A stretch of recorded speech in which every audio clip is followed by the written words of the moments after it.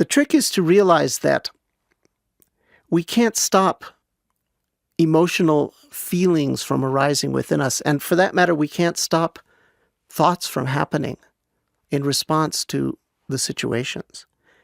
But what we can do is reserve a certain amount of time and energy each time a difficult emotion comes up to develop a skillful relationship to those thoughts and feelings. Now, this can take two forms. We can either do it on the hoof, so to speak, while the thoughts and feelings are coming up, while we're responding to life situations. If we really have good skills, we can be working with those thoughts and feelings at the same time, just like you can drive the car and do something else at the same time. However, at the beginning, that is likely to be very difficult. So what we usually need to do in the early part of our training is just sit silently for a period of time and sit with the intention not to figure out what's going on, not to figure out what to do about it. We can do that at other times, but we decide to reserve a period of time, maybe 10 minutes, maybe an hour, maybe half a day. And we say, for this period of time, I'm not going to be concerned with figuring out what's going on. I'm not going to be concerned with figuring out what to do. But rather, I am going to cultivate the ability to have a complete experience of these thoughts and feelings. When we have a complete experience of the thoughts and feelings, we don't identify with the thoughts and feelings. They flow through us, but they're experienced not as a self, but as a releasing of spiritual blockages. So a complete experience of a difficult emotion is a true catharsis in the Greek sense of the word catharsis, which means a cleaning out. Now, usually people interpret catharsis to mean a complete external expression. If you make a complete external expression, if you are willing to really cry or really scream or really express yourself or really take appropriate action, that's catharsis. And a therapy that teaches you how to do that is cathartic therapy. But that's external expression. That in and of itself does not constitute permanent cleansing of consciousness. Unless there is an infusing of the thoughts and feelings with mindfulness, equanimity, and a cognizance of their impermanent nature, then no matter how dramatic our external display may be, it won't achieve very much in terms of permanent change. It won't get us any closer to experiencing our spiritual source in the midst of these difficult emotions. Most people affirm some sort of spiritual value, but as soon as there's even a little bit of anger, fear, sadness, embarrassment, frustration, it just goes away. It just vanishes. And it doesn't have to. In fact, the anger, fear, sadness, etc., represent one of the best possible opportunities to really cleanse consciousness, which culminates in the ability to experience those difficult emotions as none other than the effortless flow of nature. So, what do I mean by mindfulness? When I described the subjective flow of thought and feeling that constitutes the difficult emotion, in the example that I gave, I described it in tremendous detail. I talked about what's happening in the body in terms of qualities of sensation and their spatial distribution in the body. I talked about what's happening in the mind in terms of the types of thoughts that come up.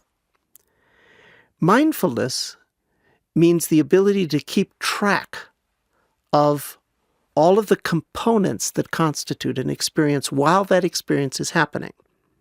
Now, of course, mindfulness is one of these skills that has to be developed with practice so that you can keep track of all of these components and also do other things at the same time.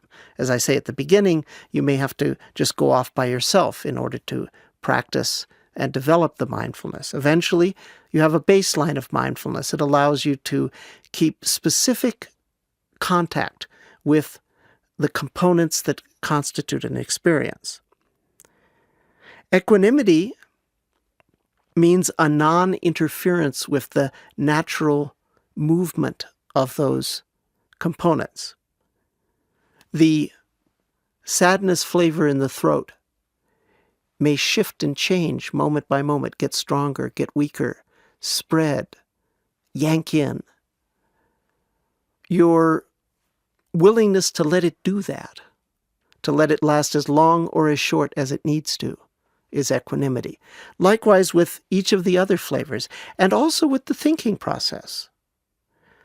Your willingness to allow the thoughts to speed up or slow down, to allow the associational field of thought to spread or collapse, to allow the inner voice to get louder or softer without interference, is equanimity. Your ability to look through the mental images rather than at them, to listen to the internal voice as though it were just sound, rather than getting caught up moment by moment in its meanings. That's equanimity. And as one infuses mindfulness and equanimity into the thoughts and feelings that constitute the emotion, those thoughts and feelings begin to flow more easily. And that encourages one to infuse even more mindfulness and equanimity, and it sets up a kind of positive feedback loop, or we might even describe it as a virtuous cycle as opposed to a vicious cycle. In the virtuous cycle, we infuse mindfulness and equanimity, the experience becomes more fluid. That encourages us to infuse even more mindfulness and equanimity, and the experience becomes even more fluid as the result of that. At some point, even though the experience may be confusing to the mind and painful to the body, the confusion becomes fluid, and the discomfort, the uncomfortable flavors of anger, fear, sadness also become fluid. Ice and water are the same substance, but their behavior is very, very different. In the same way, anger, fear, and sadness could either be congealed, in which case they cause tremendous suffering, or they can be fluid, in which case they cause much less suffering and are rather experienced as a kind of releasing process. So when people talk about releasing painful emotions, as I say, they usually are implying some sort of full external expression of the painful emotion. But from a spiritual point of view, a release has to be something permanent, not a temporary blowing off of steam. And the real release takes place when you have so fully infused the flow of thoughts and feelings that you really see that it is a flow. And it seems like something is being taken away from you moment by moment. And what's being taken away from you are the thorns that have been embedded in the substance of your soul. And you experience this negative emotion as an internal cleansing. When you are able to do that, you may or may not externally express, depending on what? Depending on what's appropriate to the situation. In some situations, it's appropriate to give full, unblocked external expression. In other situations, it's not appropriate. But whenever there's an unblocked internal expression of feeling, that is to say, whenever you are in contact with the thoughts and feelings with mindfulness, equanimity, and you're aware of their impermanence, their moment-by-moment changing qualities.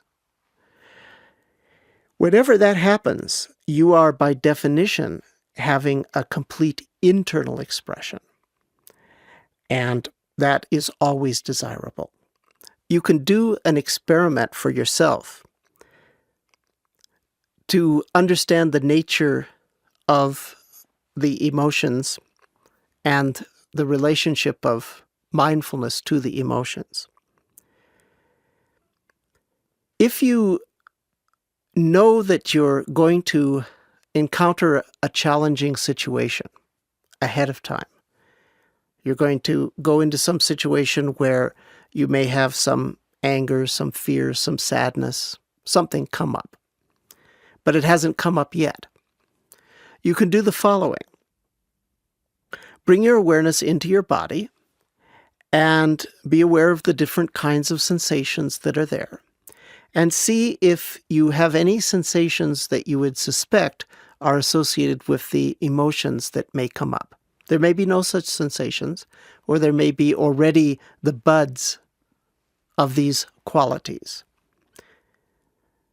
Then, as you move into the challenging situation, watch what happens to the body sensations. See if you can keep track of them. I had an interesting experience once doing this experiment. I was riding down the street and I noticed that in an empty lot near where I lived, they were running a carnival. And this is like a local barrio carnival. It's, not like a real high-tech type situation. And one always wonders how the safety is in these kinds of situations. But they had this like giant thing that was sort of like a Ferris wheel, except instead of having the usual seats that you sit in a Ferris wheel, this had these bullet-shaped encased structures that hung and swung around. So that when they ran this Ferris wheel type thing, what happened is that you had two circular motions taking place, the large motion of the wheel and the small motion of each cage swinging around the perimeter of the wheel, giving an extremely disorienting perception, basically the perception being that you have just become disconnected, that the thing is broken apart and you're flying off into space at any given second. That's what your body is convinced is happening. So I thought, wow, this would be an interesting ride to play with, to explore the fear phenomenon. So what happens is that I first decide, okay, I'm going to do that. And I feel a little bit of just a very vague sort of pressure over my body, almost nothing, almost just so wispy that you're not even sure it's there at the initial decision to do this. Then, as I'm driving my car, getting closer and closer, I notice that a little more structure is appearing. It's all the fear flavor, but different aspects of the fear flavor are appearing in my abdomen, and then something in my arms, something in my head. And then as I arrive there and purchase the ticket to get on the ride, now I'm aware of about half dozen different locations acting up. Each one is changing in intensity with time, some changing rapidly, some changing slowly. I'm also aware of how each one is spreading an influence through the body. Okay, so far so good. Now I get into the car, right? And the sensations are getting like much more intense, changing much more rapidly. In this particular case, it was all in the body. I didn't have any thoughts at all. It was all in the body, but they're getting much more rapid, much more intense, many more of them. But I'm keeping track of it all. Okay, no problem. And then the ride starts and I freak out. Suddenly, I am really scared and my mind is acting up. I just want to get the hell out of there and turn my awareness to my body. I can't feel anything. Well, I know damn well it's just full of sensations. But I've lost all my resolution power, all my contact. Took me about 5 minutes of self-talk. Get back and feel the body. You know it's there. It was getting more and more of it and more intense, that sequence has to have culminated not in it disappearing, but in it becoming so much that you lost track of it. So get back, okay, feel what's in your gut, what's in your knee, what's in your head, what's here, what's there. After 5-10 minutes of talking to myself, once again I can feel the body.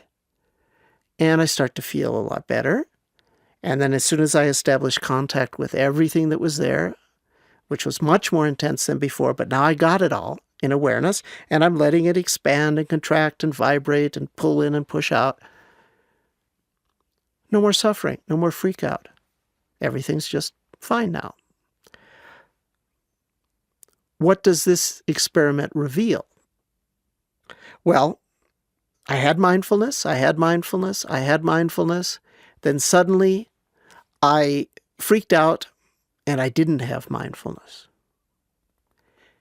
And you can do this experiment over and over again in daily life, and you'll find that whenever you, quote, freak out, by freak out I mean either suffer or act inappropriately, have distorted behavior, that just before you freak out, there is a dramatic drop in your mindfulness. Always. This is an empirical truth. Just before you lose it, just before you suffer, you lose contact with what is. And as I say, you can try this as an experiment if you know that you're going to go into a challenging situation.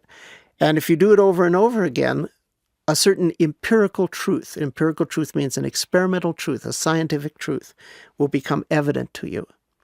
There are laws of nature, the laws of gravitation. It's a law. Well, there's a certain law in our human nature, and it is that suffering implies that you have lost mindfulness. Now, the implication of this is if you don't lose mindfulness, you won't suffer. It's dramatic. You're okay, you're in contact, you're okay. Suddenly you're not okay. And you look at, you're not in contact, you've lost the contact. So the contrapositive of that statement that suffering implies loss of mindfulness is no loss of mindfulness implies no suffering. That's a logical conclusion. And combined with the other empirical fact that mindfulness can be cultivated to any degree desirable. In other words, with practice, you can have mindfulness that can survive any complexity and intensity of emotion. So these two facts taken together mean that no one ever really has to suffer because of emotions. So this is what mindfulness is, keeping contact with the components.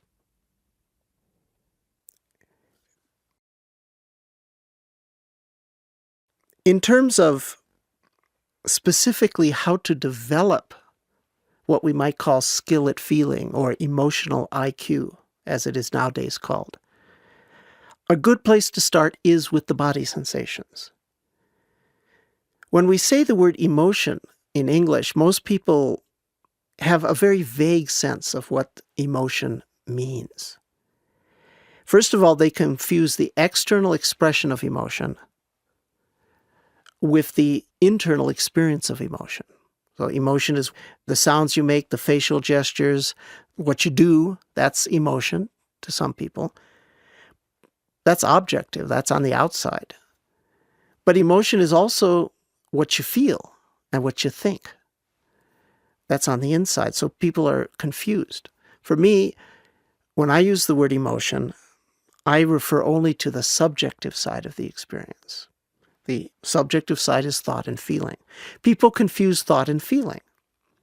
When a person says, I'm going to share my feelings with you, do they mean that they're going to say a sad flavor in the throat spreading over the rest of the body, a shaky quality in my knees spreading over the rest of my body, a tightness in the back of my neck? That would be to share their feelings.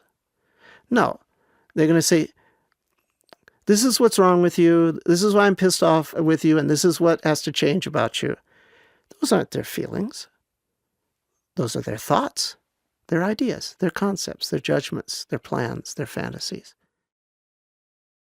Because the thought and feeling is tangled together, and because people don't have the mindfulness to discriminate in real time, moment by moment, what part of the emotion is thought, what part is feeling, they're happening in parallel. People don't discriminate them. So naturally they get confused. They call feeling thought and thought feeling. Feeling is pleasant or unpleasant sensation in the body. Babies have feeling. Babies experience anger, fear, sadness. Animals experience anger, fear, sadness without a whole lot of internal dialogue or even internal imagery going on in their mind. They have just the pure feeling. And you could see, look at a dog when it's happy, okay? It's happy right down to its wagging tail. Its whole body is happy. Look at a baby when it's upset. Its whole body is involved. It shakes every single part of its body. It feels in the body, and so does an adult feel in the body. The problem is they're so fixated on the moment-by-moment thinking process, which forms the core of the adult ego, that there's very little discernment, very little discrimination in the body. And discrimination of what? Basically, the feeling in the body has several dimensions to it. There is a dimension of what, for lack of a better word, I would call quality or flavor. Anger feels different from sadness. Sadness feels different from fear. Fear feels different from hot. Hot feels different from cold. Cold feels different from erotic. Erotic feels different from embarrassment. Embarrassment feels different from itch. Itch feels different from prick. Prick feels different from pressure. These are different qualities of sensation. Then there is the spatial distribution. Typically, a sensation in the body will have one or several areas where it's strong, and then it will subtly spread a similar quality throughout much or all of the body. And that subtle global coloration that spreads from the local intensities is usually missed by people.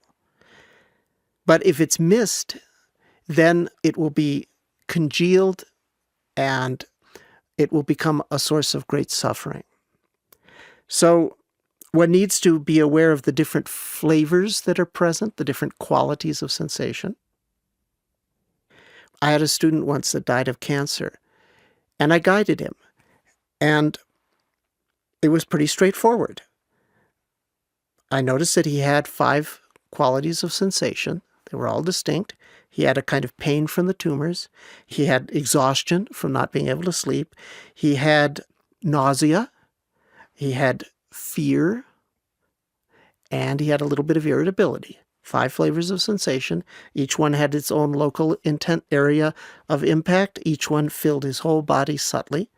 I told him, this is what's going on from what I can see talking to you. Does that agree with what's going on? I said, yeah, come to think of it, you gave me an exact description of what's going on. I said, okay, you got to keep track of each one of those 5. Sometimes only 1 or 2 will be present. Sometimes maybe all 5 will be present. Keep track of the qualities as being absolutely distinct and only deal with what is actually there in the moment. Be aware of where the primaries are. Be aware of how the secondary may spread. And give permission for those sensations to get stronger or weaker. So the first dimension is quality. The second dimension is its spatial distribution, because its shape and its location can differ. And a third dimension is its intensity. Fear is a quality, but that quality can be very mild, like a subtle anticipation, or it can be very intense, paralytic terror. But it's still the same quality, just different intensity.